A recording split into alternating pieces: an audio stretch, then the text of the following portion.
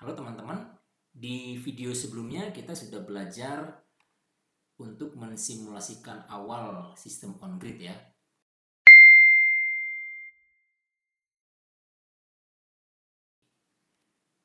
Sekarang kita masuk ke detail losses ya. Jadi ada beberapa tab parameter, ada berapa nih? 1, 2, 3, 4, 5, 6, 7, 8, 9 ya. Ada 9 tab parameter losses yang bisa kita atur sesuai dengan rencana implementasi kita.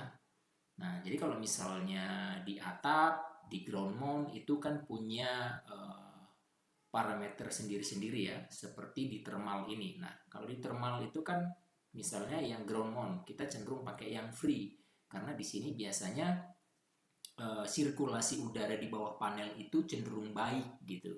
Bagus ya, karena kan dipasang tinggi, mungkin sekitar 1 meter ke atas. Karena kalau dia terlalu di bawah, efisiensinya jadi menurun karena pergerakan udara di bawah itu tidak bagus, menyebabkan panel suryanya cukup panas gitu. Nah, ada lagi yang dome. Dome itu seperti ini ya. Nah, PV dome mounting itu ya begini, kayak ada sudut-sudutnya, jadi di celah-celah ini masih bisa masuk udara gitu ya. Nah, itu kemudian ada yang semi integrated ya, ini bisa juga untuk yang di atap, tapi dia dikasih jarak antara atap dan panel suryanya mungkin 20-30 cm dari atap sehingga masih memungkinkan sirkulasi udara. Nah, tapi kalau fully insulate gitu, jadi dia benar-benar rapat dengan atapnya sehingga sirkulasi udaranya tidak begitu baik. Nah, jadi karena kita memasangnya di atap, kita pakai yang fully insulate ya. Jadi kira-kira dia benar-benar rapat gitu, hanya berjarak dari tingginya L feet. Oke. Kita lanjut ke ohmic losses ya. Ini adalah rugi-rugi kabel baik DC maupun AC. Jadi kalau defaultnya PVSys langsung mensimulasikan sekitar 1,5% dari keseluruhan sistem. Nah, kita bisa detailin lagi bagaimana kondisi kabel DC-nya kita. Misalnya, kita mau buat dia 50 meter dengan menggunakan besaran 6 mili. Ya kan? Jadi ini nanti dihitung sama PVSys-nya. Kemudian untuk yang main box to inverter, ini mungkin kita bikin 30 meter. Nah, data-data ini didapatkan dari hasil survei, teman-teman. Jadi kita harus punya data dulu, baru kita bisa masukkan nilai-nilai tersebut ke sini. Nah, kalau di sini biasanya dia sudah ada saran ukuran kabel ya. Dia saranin ke 59 karena kalau misalnya kita bikin ke 70 dia biasanya nanti ada alarm kalau ini terlalu kecil untuk ukuran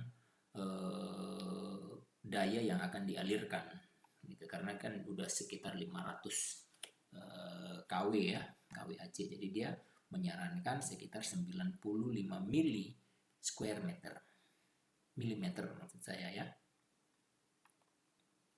Nah, jadi dia hitung lagi sendiri ya, dihitung oleh sistemnya. Kemudian ini kalau misalnya kita mau bikin untuk AC-nya, AC circuit ohmic loss ya. Ini tadi juga kita bikin misalnya 30 meter dengan jenisnya itu chopper ya, copper, aluminium, tembaga. Nah, ini untuk kabel aluminium, ini kabel tembaga. Dan ukurannya juga pakai yang 95 karena kalau misalnya 70 dia langsung ada notifikasi undersize. Nah, kita pakai yang 95. Nah, ini untuk modul quality dan lead dan mismatch ini biasanya sih saya tidak begitu mengganggu, tidak begitu ganggu ini di apanya nilai-nilai atau parameter yang ada di sini. Hanya misalnya yang kita lihat di datasheet-nya ya, di datasheetnya seperti apa. Kalau ada kita masukin, tapi kalau tidak ada saya biasanya biarin dia secara default seperti itu. Nah, ini kita bisa juga misalnya default, kita ambil defaultnya jadi 2% gitu. Nah, ini kita biarin dulu, kita ambil data-data defaultnya.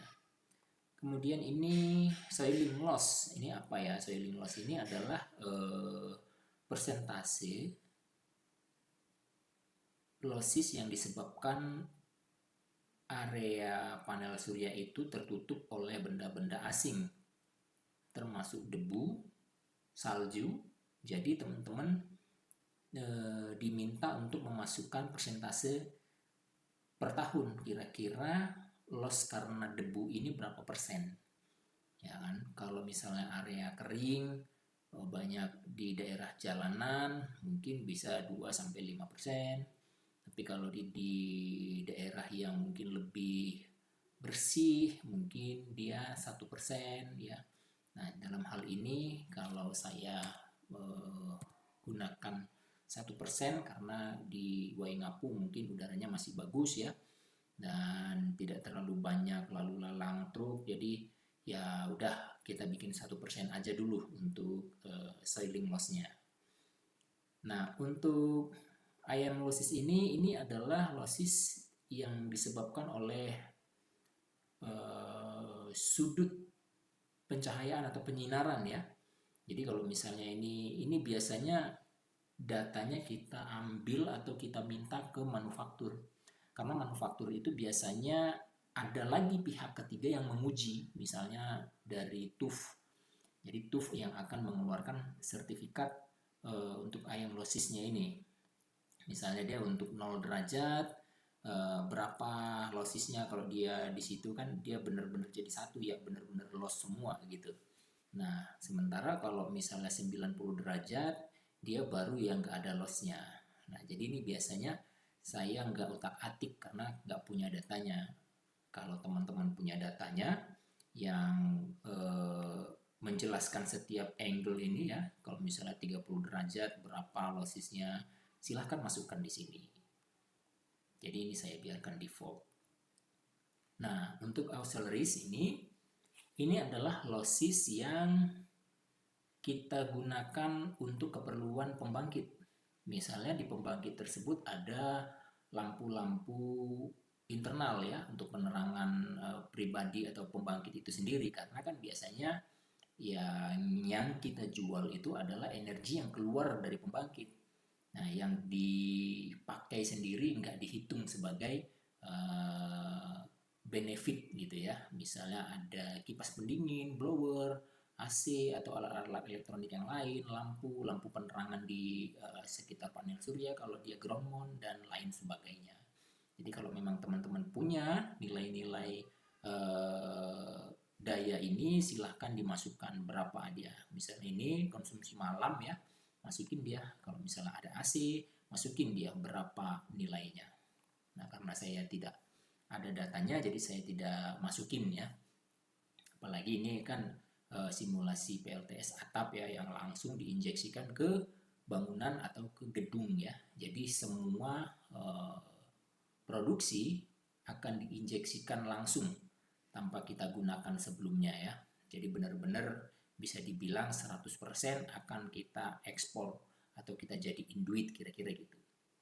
Kemudian aging ini penuaan ya. Jadi losses yang disebabkan oleh usia. Nah, jadi kalau misalnya datasheet biasanya ada menjelaskan degradasi per tahun gitu. Nah, jadi kalau misalnya ini mau digunakan silakan. Misalnya saya mau buat di datasheetnya itu degradasi per tahunnya itu 0,5% ya. Jadi nanti dia akan hitung berapa losses dari agingnya.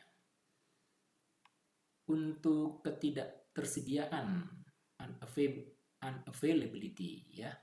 Jadi dalam 1 tahun kira-kira apakah ada momen di mana pembangkit ini tidak beroperasi, misal dalam rangka maintenance.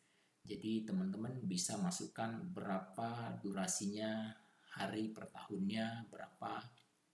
Jadi ini diperkirakan misalnya dalam 6 bulan sekali, 1 hari itu akan off karena harus ada maintenance major ya.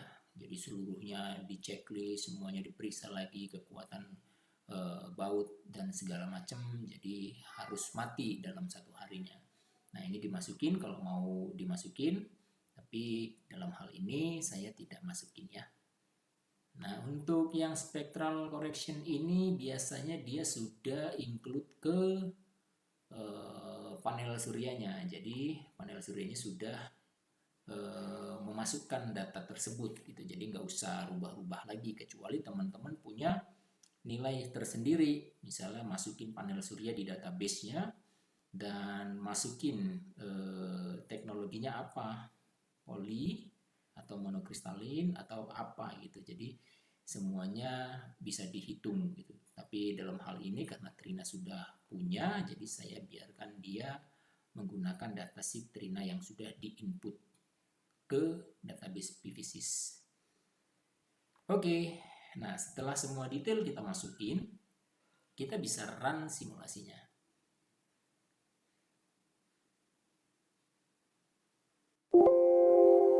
Nah, di sini kita bisa lihat loss diagramnya ya. Nah,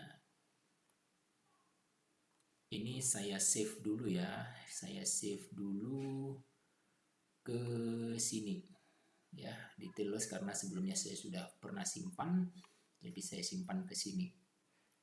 Jadi teman-teman bisa simpan supaya kita bisa lihat perbedaannya. Ini saya mau buat dulu Excel-nya. Kita buka Excel supaya kita bisa copy data-data dari sebelum dan sesudah detail loss kita masukkan.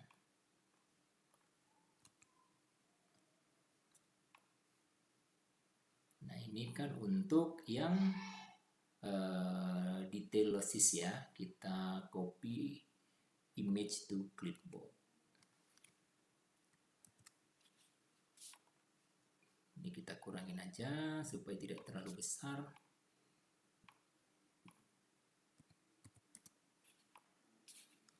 Nah, setelah itu kita buka lagi yang simulasi kita yang awal. Nah, simulasi kita yang awal, kita lihat detail reportnya, detail resultnya. Nah, ini kita export lagi.